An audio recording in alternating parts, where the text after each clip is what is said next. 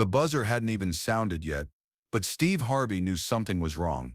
Standing at the Family Feud podium was 17-year-old Marcus Chen, and while everyone else in the studio was laughing at his family's previous answer, Marcus wasn't smiling. He was staring at the floor with the kind of emptiness Steve had seen before. The kind of emptiness that comes right before someone gives up entirely.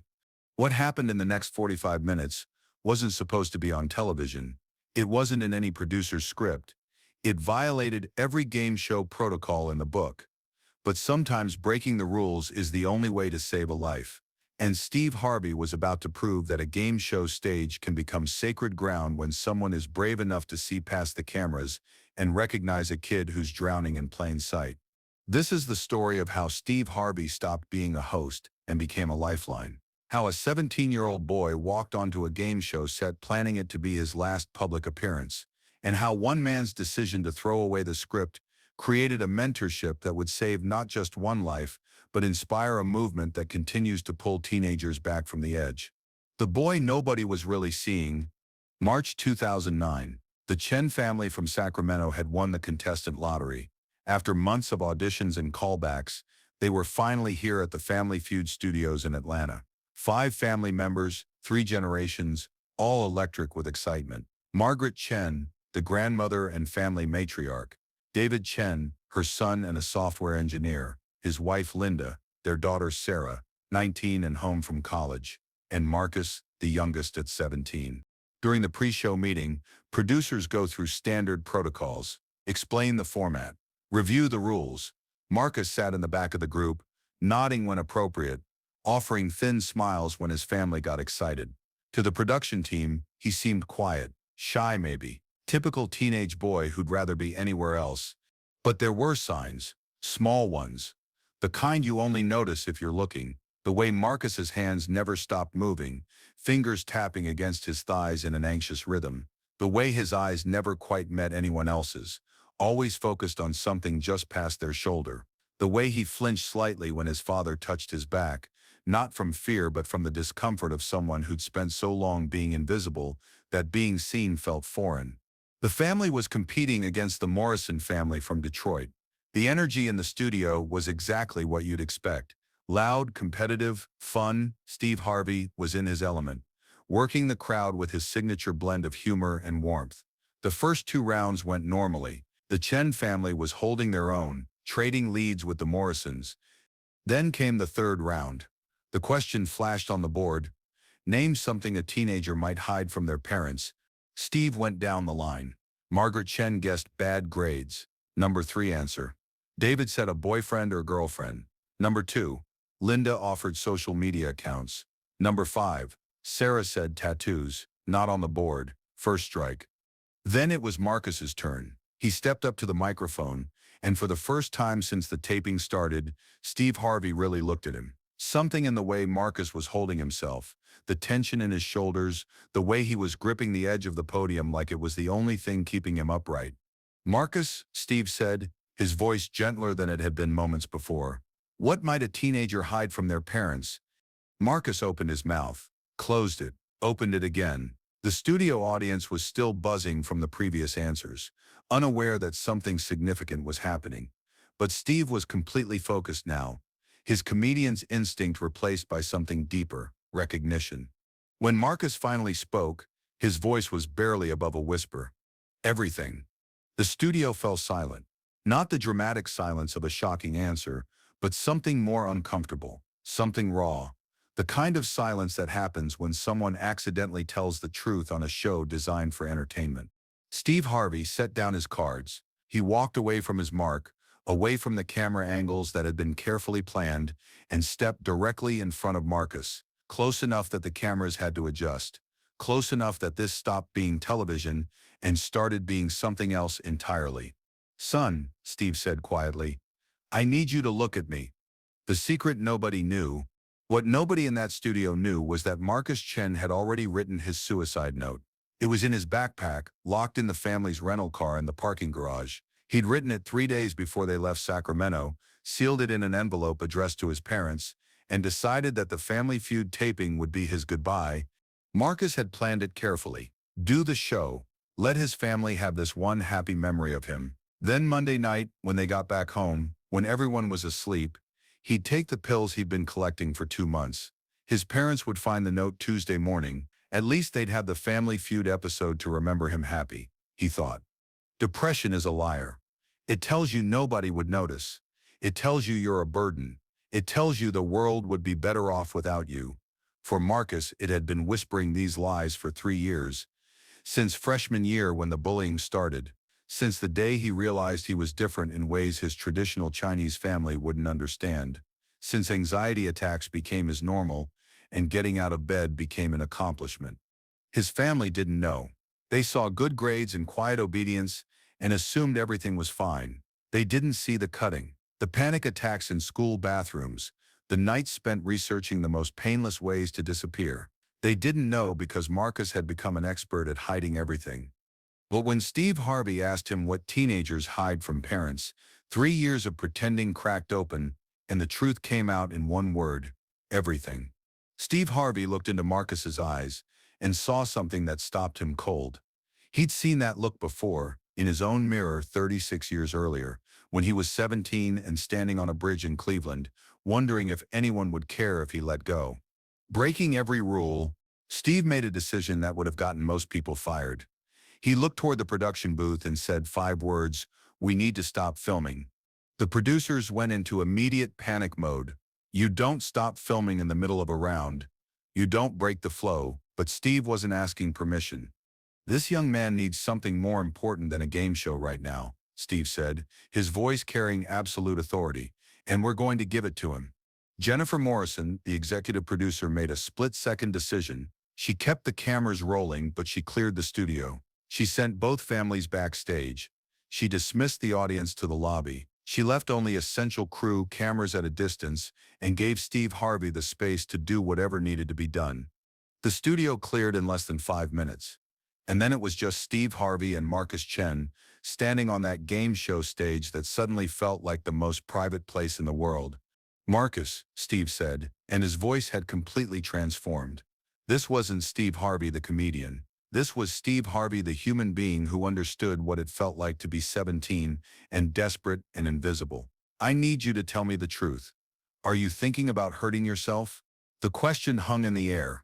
Marcus could have lied, could have smiled and said everything was fine. But something about the way Steve was looking at him, something about the gentleness in his eyes combined with the absolute refusal to look away, made lying impossible. Marcus nodded. Then the dam broke, and he started talking. The conversation that saved a life. For the next 20 minutes, Marcus Chen told Steve Harvey everything about the bullying, about the anxiety that made him feel like he was drowning even when he was sitting still, about the thoughts that told him he was worthless, that his family would be better off without him, that disappearing was the only way to stop being a burden. He talked about the suicide note in his backpack, about the pills he'd collected, about how he'd planned for Monday night to be his last night, about how the Family Feud taping was supposed to be his final gift to his family, one last happy memory before he said goodbye. Steve Harvey listened. He didn't interrupt. He didn't offer platitudes. He didn't try to minimize or fix or solve. He just listened, with the kind of complete attention that Marcus had never experienced in his entire life. And when Marcus finally ran out of words, when he was crying so hard he could barely breathe, Steve did something that would be captured by the distant cameras still rolling. He took off his suit jacket, the same jacket he wore for every taping. He wrapped it around Marcus's shoulders, and then he told him a story that Marcus had no idea he needed to hear. "When I was 17, Steve began, his voice steady but thick with emotion. "I stood on a bridge in Cleveland with my hands on the railing, trying to work up the courage to jump. You know what stopped me? It wasn't strength. It wasn't faith, not yet. It wasn't some sudden realization that life was worth living. You know what stopped me?" Marcus shook his head, wrapped in Steve's jacket. "Fear," Steve said. "I was terrified that I'd jump, and in those seconds before I hit the water, I'd realize I'd made a mistake, that I'd want to take it back and it would be too late. That's what stopped me. And you know what I learned in the 36 years since that night?" Steve paused, making sure Marcus was really hearing him. "Every single thing that made me want to jump off that bridge got better. Every single thing. The poverty, I survived it. The failures, I learned from them. The feeling that nobody saw me, I found people who did. Son, I'm standing here right now, looking at you, and you matter so much that I just stopped a television show to make sure you hear this. Steve reached out and put both hands on Marcus's shoulders. That note in your backpack? We're going to tear it up together. Those pills you collected? We're flushing them tonight. And Monday night when you're in your room, and those thoughts come back, you're going to call me. Not your parents. Not yet. Not until you're ready. You're going to call me, and I'm going to answer. 3 in the morning, doesn't matter. You call, I answer. You understand me? Marcus nodded, tears streaming down his face. Say it, Steve pressed. Say I'll call you. I'll call you, Marcus whispered. Again, louder. I'll call you. One more time, like you mean it. I'll call you, Marcus said, his voice breaking but stronger. Good, Steve said, because I'm going to give you my personal cell phone number, and you're going to save it under Steve Gives a Damn. And every time you look at your phone, you're going to remember that somebody on this planet cares whether you wake up tomorrow. The promise that changed everything. Steve Harvey pulled out his phone right there on that stage and typed his personal cell number into Marcus's phone. Not a business number, not an assistant's line. His actual personal cell phone. He put it in Marcus's contacts under the name he'd promised, Steve Gives a Damn. But Steve wasn't finished. He walked over to the production area and asked Jennifer Morrison to bring in the show's on-site counselor. Steve had that therapist brought to his dressing room, along with Marcus and his parents.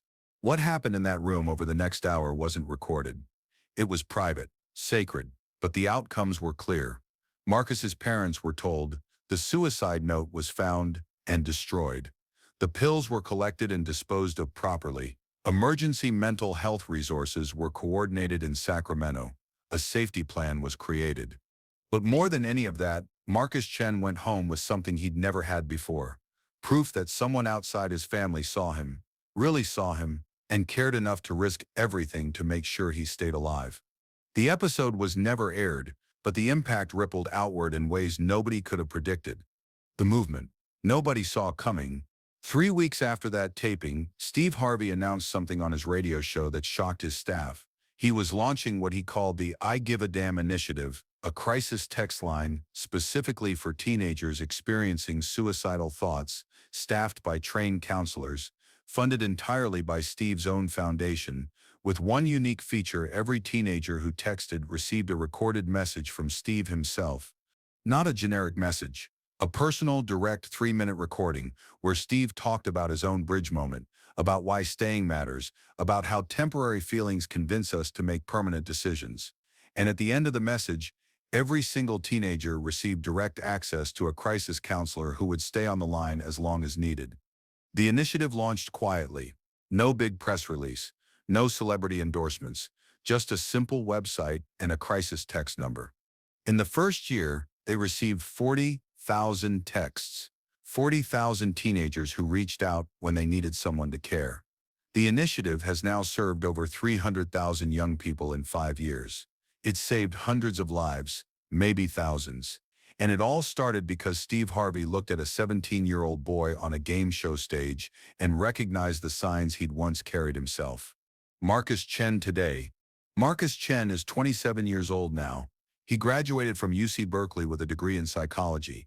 He spent 2 years working at a suicide prevention hotline in San Francisco, and now he's the director of youth outreach for the I Give a Damn initiative, the very program that was created because Steve Harvey refused to look away when Marcus was drowning. Marcus speaks at high schools and colleges about his story. He tells teenagers about the day he stood on a game show stage planning it to be his final public appearance. He tells them about Steve Harvey's jacket, about the phone number saved as Steve Gives a Damn, about the moment someone cared enough to stop everything and make sure he survived. And he tells them the most important part. He did call that number multiple times in the first year. Once at 2:47 a.m. when the thoughts came back so strong he was reaching for his car keys to drive somewhere dangerous, and Steve Harvey answered. Every single time, groggy sometimes, mid-travel others, but he always answered.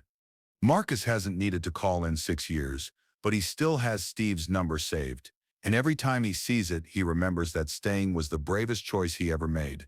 The reunion that changed everything. In 2018, 9 years after that Family Feud taping, Steve Harvey hosted a benefit gala for the I Give a Damn initiative. It was a black tie event in Los Angeles, attended by donors and celebrities and people who supported the cause. Steve was giving his keynote speech when someone unexpected walked onto the stage. Marcus Chen, now 26, had been sitting in the audience as the director of youth outreach. Steve knew he was there, but they'd agreed Marcus would stay off stage. Yet something made Marcus stand up and walk to the podium. Steve stopped mid-sentence when he saw Marcus approaching. The audience had no idea what was happening, but Steve knew, and his eyes immediately filled with tears. Marcus took the microphone and turned to face the crowd of 500 people. 9 years ago, Marcus began, his voice steady now. I walked onto a Family Feud stage, planning it to be my last public appearance. I had a suicide note written. I had pills collected. I was 17 years old, and I decided I was done. The room went completely silent. The only reason I'm standing here right now is because this man, Marcus gestured to Steve, stopped being a television host and became a human being who cared more about my life than about his show. He gave me his personal phone number. He told me to call him at 3 in the morning if I needed to, and I did, multiple times. And he answered, every single time. Marcus turned to face Steve directly. You saved my life, and not just mine. The initiative you started because of what happened that day. It saved thousands. I want everyone in this room to know something about Steve Harvey that the world doesn't see. He's not just a celebrity who wrote a check. He personally answers crisis texts at 2 in the morning, on Christmas, on his birthday. Because he meant what he said that day, he gives a damn. Steve Harvey walked over and pulled Marcus into a hug that lasted almost a full minute. When they separated, both men were crying openly. The audience rose to their feet in applause that wasn't performative. It was the recognition of something sacred. After the gala, Steve and Marcus sat in Steve's dressing room and talked for 2 hours about the 9 years since that taping, about the teenagers they'd helped, about the lives that were saved because one person decided to look past the script and see someone who was suffering.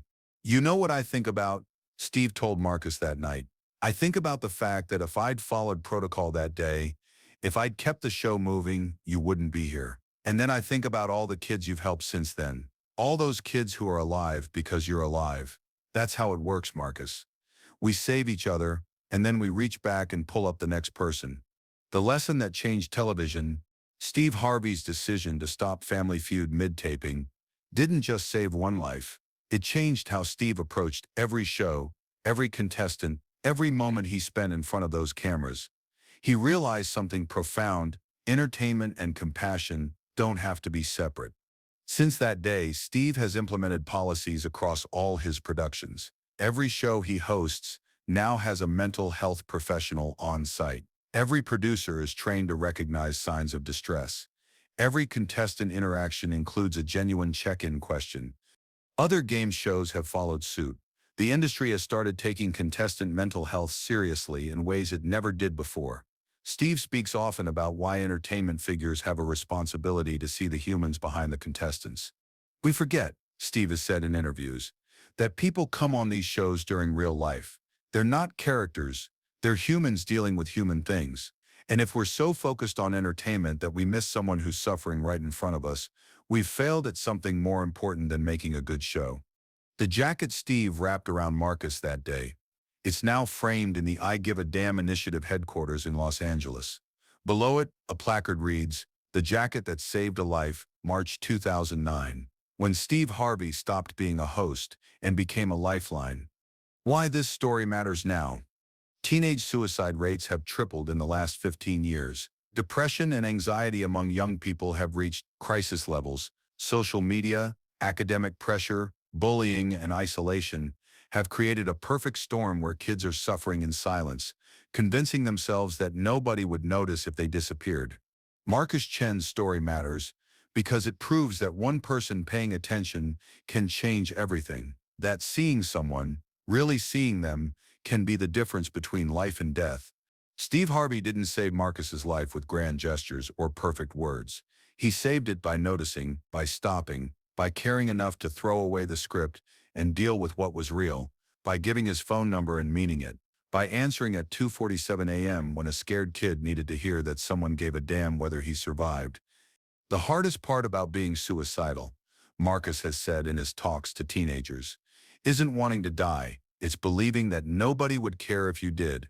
Steve Harvey proved to me that someone cared.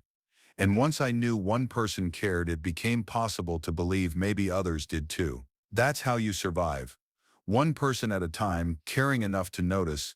The phone number saved as Steve Gives a Damn in Marcus's contacts has been inactive for 6 years. Marcus doesn't need it anymore, but he's never deleted it because some lifelines you keep even after you've learned to swim, some reminders you hold on to even after you've found solid ground.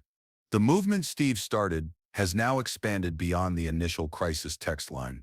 The I Give a Damn initiative partners with over 300 high schools across America, training teachers and counselors to recognize the signs Steve saw in Marcus that day.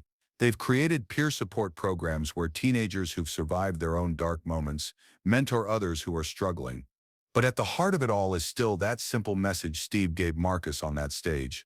Someone gives a damn whether you wake up tomorrow, and that changes everything.